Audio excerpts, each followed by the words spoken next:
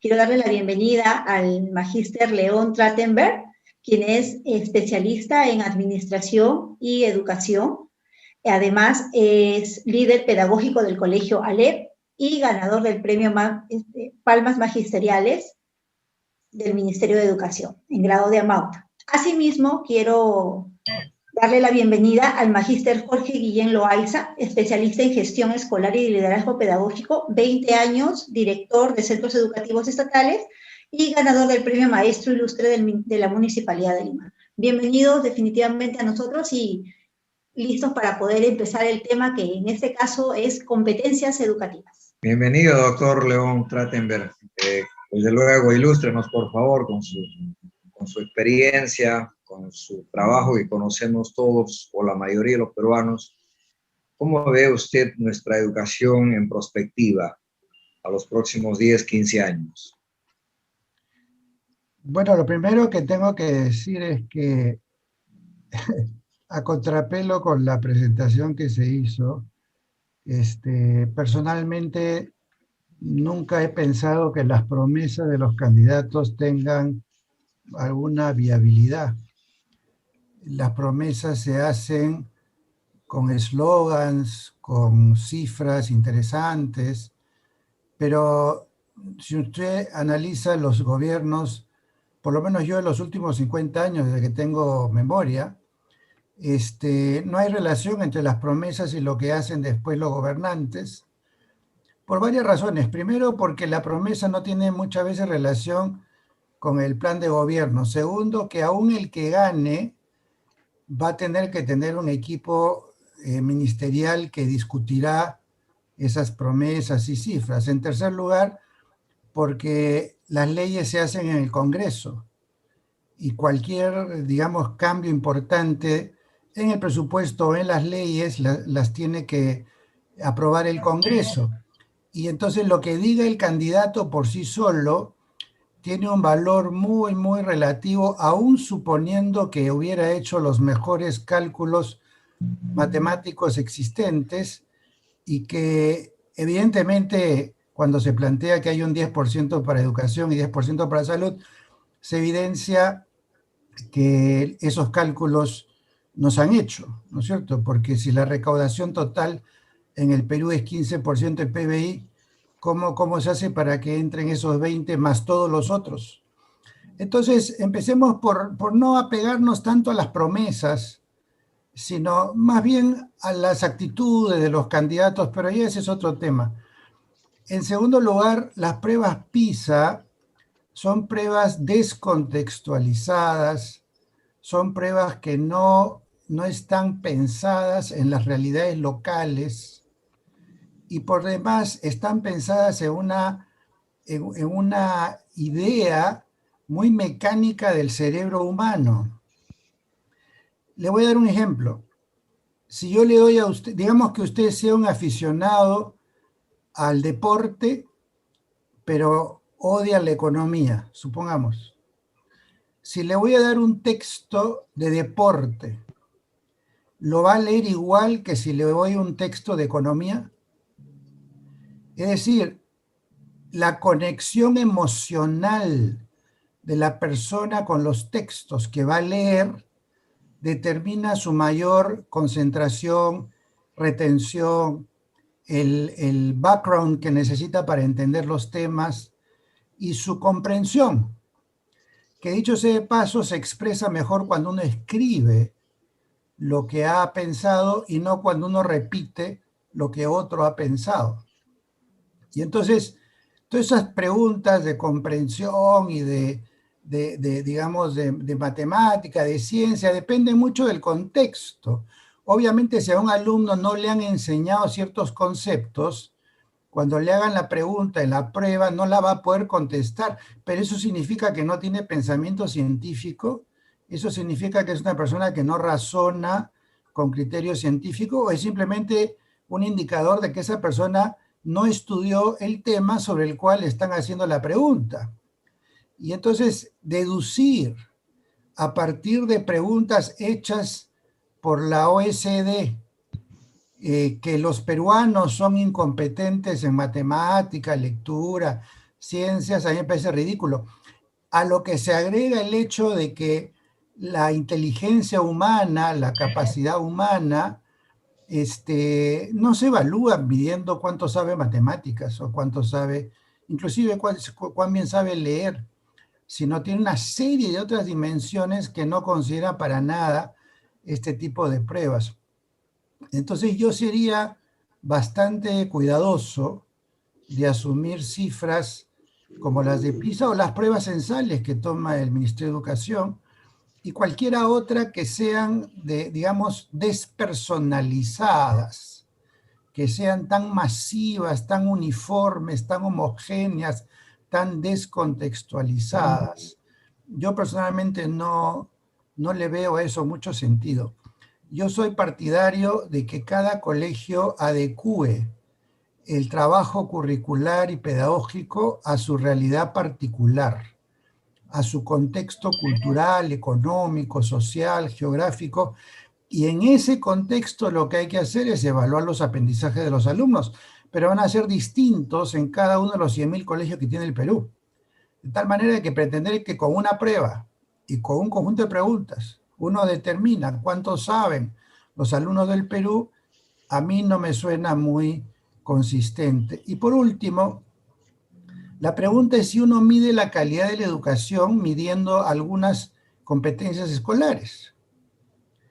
¿Hasta qué punto eso tiene sentido? ¿Hasta qué punto tiene sentido decir que dependiendo de cuánta matemática o lectura contesta un alumno en una prueba a los 12 años o 15 años, se determina no solamente el futuro de esa persona, sino además del país? O sea, esa relación no tiene ni pies ni cabeza. La calidad de la educación de un país, en mi opinión, se evalúa en el comportamiento de la sociedad adulta, en la manera como la sociedad adulta responde a los retos de la ciudadanía, a los retos económicos, políticos, sociales, culturales, a la vocación de servicio, a la capacidad de ser creativos, de investigar, de hacer ciencia, de hacer tecnología. Ahí es donde uno evalúa si la población está bien educada, pero pretender evaluar si la educación es buena tomando una prueba de matemáticas a los 14 años o a los 8 años, a mí personalmente me parece ridículo. Entonces, digamos, abordaje no parte de esas evaluaciones que hace el MEF, pero claro, el MEF, al igual que la OECD, está formada por economistas. Y a los economistas les gusta indicadores, cifras, comparar cifras y a partir de eso decir si estamos bien o estamos mal. Eso está bien para un banco, pero eso no sirve para educación. Y entonces, mientras los economistas sean los que hagan las cifras, o sea, me refiero a los economistas que proponen estas cifras, sean los que deciden si estamos bien o estamos mal en función de los indicadores que ellos inventan, y que dudo que usen para evaluar la calidad de la educación, por ejemplo, de su propia familia, entonces estaremos en las mismas, ¿no? Yo en ese sentido soy bien escéptico de todo ese mundo de cifras, indicadores, pruebas, competencias y demás, que no reflejan ni remotamente las capacidades de las personas, mucho menos sus potencialidades futuras. Cierto, doctor. En realidad, los economistas nos han hecho ver los últimos 20 años o un poco más que estábamos en un crecimiento importante y hoy las realidades nos muestran distintas en la práctica. Así que sí, pues una cosa es mirar de un ángulo y otra cosa es entender en el contexto integral, como bien lo ha dicho usted. Igual damos la bienvenida al doctor Jorge Guillén Loaiza. Sus puntos de vista, doctor, sobre nuestra educación en el Perú. Como bien lo ha dicho mi colega Mari Carmen, ha presentado algunos indicadores y nos encantaría escuchar de su parte cómo ve usted. Un gusto conversar con ustedes. Mayormente, como se estaba diciendo, los planes de gobierno son mayormente ofertas electorales, o sea, aquello que pueda resultar fácil para escuchar, oír y que pueda seducir un electorado. Por eso que las ofertas mayormente son básicas, no tienen mucha profundidad, Y revisando los dos planes de gobierno, definitivamente los números no concuerdan con la realidad. Comparto el punto de vista de que la prueba PISA no es un indicador realmente que nos pueda encarpetar en determinada manera si nuestra educación es buena o mala, porque los rangos de calidad educativa ya han cambiado. No se toma en consideración el sistema de infraestructura, de los insumos educativos, del desarrollo humano del entorno social. No se toma tampoco en cuenta la formación docente. Pero, sin embargo, este es un reflejo de lo que nosotros tenemos en la sociedad. Se nos dice que casi un 70% de la población es informal. ¿Pero qué me quiere decir esto?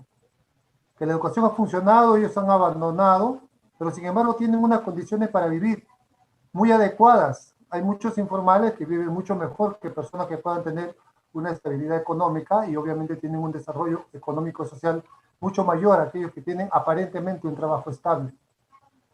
Muchos de ellos se han hecho empresarios, lo que llaman pues un país de emprendedores. Entonces, ¿de dónde obtienen esas capacidades si no es en la convivencia misma de la escuela?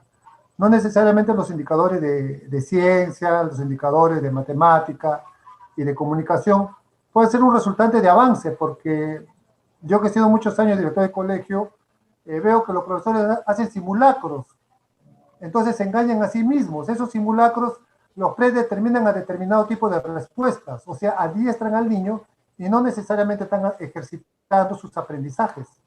El logro de sus aprendizajes van mayormente por un sentido de contexto, un sentido del ambiente en que están viviendo, y los niños sí saben resolver sus propios problemas. En la página que comparto con Jessica, ahí vemos cómo un niño, al no tener electricidad, ha logrado hacer un panel solar, y con eso carga su celular, y con eso tiene sus clases. Y es un niño acá que vive en San Juan del Lurigancho. Su casa es de madera, de estera, pero mire esa capacidad del niño de resolver sus problemas.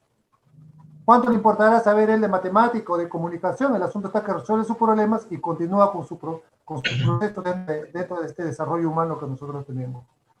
En el sentido de medición, obviamente que vamos a discrepar bastante. Concuerdo con el doctor Leo Trachtenberg de que tiene que ser contextualizado. Si bien esto está hecho para Europa, está hecho para Asia, recordemos que son otras culturas. Se habla mucho, por ejemplo, de que al niño finlandés, que es primero en lectura en el mundo, le gusta leer. Lo que sucede es que en Finlandia solamente tienen 3 meses o 4 meses para divertirse los chicos en los campos. Son hijos únicos. Entonces, ¿qué le queda? ¿La computadora o la lectura? En cambio, el peruano es muy sociable, muy amigable. Son 3 hermanos, 4 hermanos, tiene todo el año, porque inclusive hasta el mes de agosto en el Perú es posible salir. Entonces, muy poco apegado a la lectura, más sí es apegado a la vida social. Entonces, su desarrollo social, su desarrollo comunicativo, su desarrollo de ampliarse frente a la comunidad es mucho mayor. Por eso el peruano es comunicador, es asequible, ríe, tiene un buen humor, ¿no? Es altamente emotivo, cantante, tiene muy buen oído la música. Yo no logro entender cómo los peruanos tienen esa capacidad para hacer una música tan hermosa en el mundo. Entonces, hay otras cualidades que nosotros tenemos que mirar dentro de lo que llaman pues las inteligencias múltiples, de rescatar el gran trabajo de los maestros a pesar de las dificultades y rescatar nuestras capacidades. ¿Acaso nuestros chicos no ganan campeonatos mundiales de matemáticas? Y sin embargo nadie dice nada cuando ellos regresan de otros países. Tenemos campeones mundiales en ajedrez. Entonces, las capacidades peruanas son otras. Y los marcos de lo que nos quieren dar como capacidades o como competencias responden a cierto interés que quiere la OCDE. No necesariamente a nuestro interés nacional peruano. Tenemos nosotros que responder primero a los intereses nacionales. Ahí es donde tiene que reorientarse el diseño curricular. Podemos entender nosotros los enfoques, podemos variar muchas competencias, ver que es un aprendizaje holístico, le cambian permanentemente los nombres a los aprendizajes, pero lo importante está que el peruano, a pesar de las dificultades, logra resolver sus problemas y logra sobre todo proyectarse hacia la vida. Es un tipo bastante optimista, a pesar de las dificultades que siempre se tienen. Y ese es el mejor indicador que nosotros podemos tener de la educación que se está dando en el Perú. Profesor Guillén, ¿le puedo hacer una pregunta? ¿Y Sí, qué por opina favor. usted de la globalización? Mire, la globalización tiene sus límites, ¿ah? A pesar que debería ser ampliado. Hay cosas que nos pueden competir y entrar al mundo globalizado, pero Japón revalora mucho su historia, revalora mucho sus valores tradicionales. El valor tradicional no estorba, al contrario, se puede poner en venta, se puede poner en valor los valores tradicionales. Nosotros tenemos mayores centros arqueológicos que si pondríamos en venta, pondríamos en valor, pudiéramos tener 10 millones de turistas o 12 millones de turistas. Implica una cosa, doctora, implica que la educación tiene que ser una política de Estado. Ninguno de los dos sale así tangencialmente. El equipo de la señora Fujimori habla de política pública educativa. No hay política pública sostenible en el tiempo. El diseño curricular duró 3 años. A los 3 años cambiaron. ¿Qué sistema educativo va a cambiar eso? Entonces, primero, actualizarnos nosotros mismos, recuperar cosas y vender al mundo lo nuestro. Es rentable. En México les resulta. En Italia les resulta. En China les resulta. Poner en valor lo nuestro y poner en valor nosotros mismos. Si todos nos vamos a ir hacia afuera, nuestro paradigma va a ser todo lo de afuera, poco vamos a valorar, a construir o a poner en valor los grandes recursos y capacidades que tenemos. De la comida nacional, de la gastronomía nacional, que somos el Centro Mundial de la Gastronomía, lo hicieron los informales. No lo hizo el sistema educativo. La informalidad superó al sistema educativo. Entonces, creo que las capacidades nuestras son mayores que el mismo sistema educativo que no quiere, que se nos impone o que todo nos sirve como parámetro. Es un corset frente a las grandes capacidades de la persona, del ser humano, en este caso el peruano. Y solo para aclarar, yo no estoy a favor de la señora Fujimori. No. Por si acaso. Tangencialmente. No me gusta porque no hace inclusión. ¿Ah? Yo soy una persona con sensibilidad social, pero no estoy a favor de ella, ni de uno ni de otro en realidad. Jessica.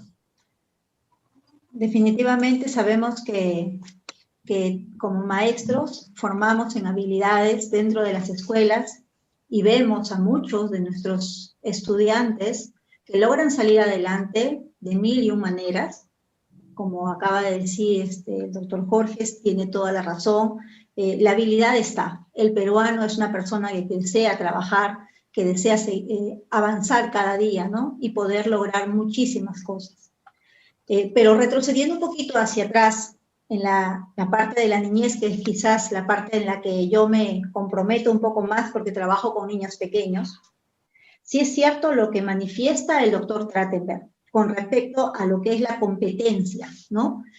No podemos marcar a los alumnos en un solo espacio, no podemos unificar a todos, porque cada uno viene con una realidad totalmente diferente, ¿no? Van pasando los grados y obviamente los alumnos empiezan a tener un poco de una línea educativa de acuerdo al centro educativo en el cual se encuentran.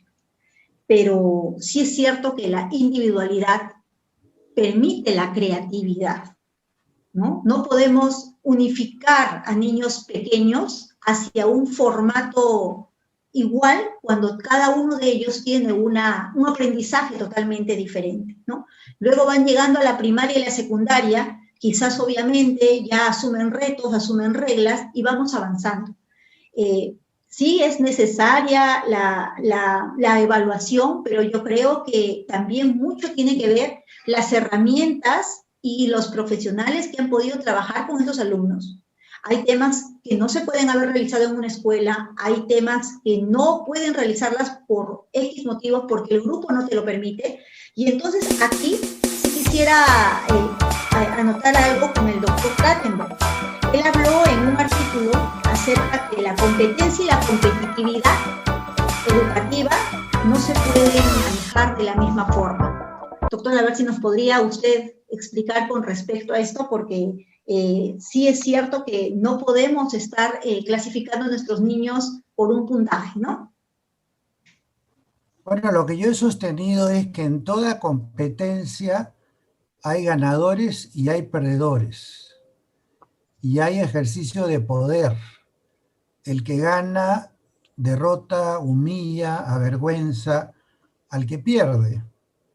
Introducir la competencia como herramienta o como metodología de desarrollo intelectual, social, personal de niños y jóvenes es una manera de confrontarlos de una manera hostil, es una manera de hacer que unos quieran atacar a los otros, unos ganarle a los otros, unos superar a los otros. Y además es una estafa de la escuela, porque generalmente cuando se hace competir alumnos, el profesor sabe anticipadamente quién va a ganar y quién va a perder. Y los está exponiendo a que se hagan daño. Y después nos quejamos que hay bullying y que hay violencia escolar y todo lo demás, cuando ha sido propiciada por esta idea de que la competencia mejora la calidad de educación o lo que fuera.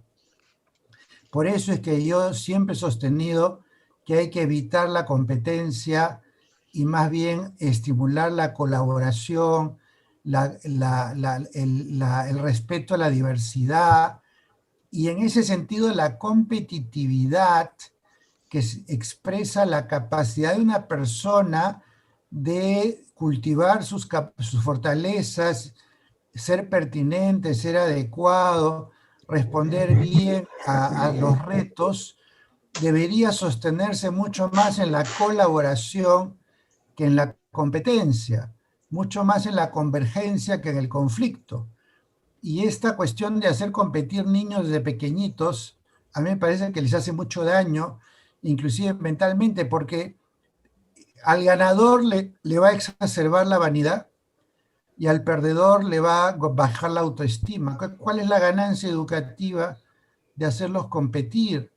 Y por eso tampoco me gusta el sistema de notas y orden de méritos y demás, que lo que hacen es comparar a los alumnos para decir que uno es mejor que el otro, uno es superior al otro, cuando hemos reconocido anteriormente de que cada alumno en su contexto desarrolla sus capacidades de manera distinta.